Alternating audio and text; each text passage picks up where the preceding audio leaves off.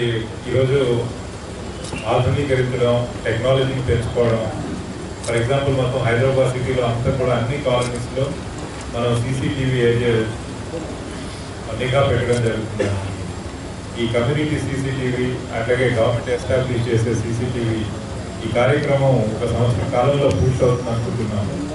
ఈ పూర్తయ్యే టైంకి మొత్తం ఏరియా అంతా కూడా టోటల్గా సీసీటీవీ కవరేజ్ కింద వస్తే అది కమాండ్ కంట్రోల్ సెంటర్ ద్వారా మనం పర్యవేక్షించడం ద్వారా నేరస్తుల్ని నియంత్రించడం, నేరాన్ని డిటెక్ట్ చేయడం, అట్లాగే ఎలాంటి లా అండ్ ఆర్డర్ సమస్యలు రాకుండా అవి ప్రివెంట్ చేయడానికి చాలా బాగా ఉపయోగపడుతుంది.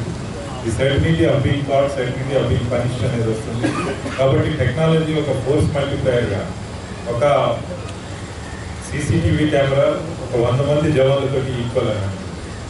అంటే ఒక 100 మంది కానిస్టేబుల్ ఆఫీసర్స్ మనం డ్యూటీలో డిప్లాయ్ చేస్తే చేయలేని కూడా ఒక కెమెరా చేయగలుగుతుంది. ఎందుకంటే దీనికి అలసట అనేది ఉండదు, 24/7 పనిచేస్తుంది.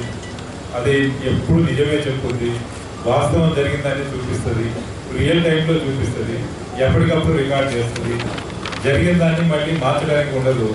ఈ విధంగా అది ఎప్పటికీ కూడా అది ఇక్కడ లోకల్గా కూడా రికార్డ్ అవ్వదు, సెంట్రల్ సెంటర్లో రికార్డ్ అయిపోతుంది.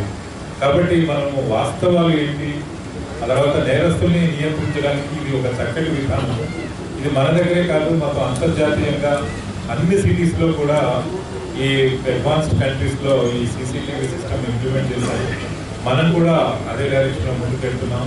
ప్రజలందరూ కూడా ముందుకు వచ్చి ఈ కమ్యూనిటీ సీసీటీవీ ప్రోగ్రాంలో పార్టిసిపేట్ చేసి వాళ్ళ కాలనీస్ అని కూడా సురక్షితం చేసుకోవాలి అని చెప్పేసి నేను ప్రజలందరికీ కూడా మనం చేస్తున్నాను.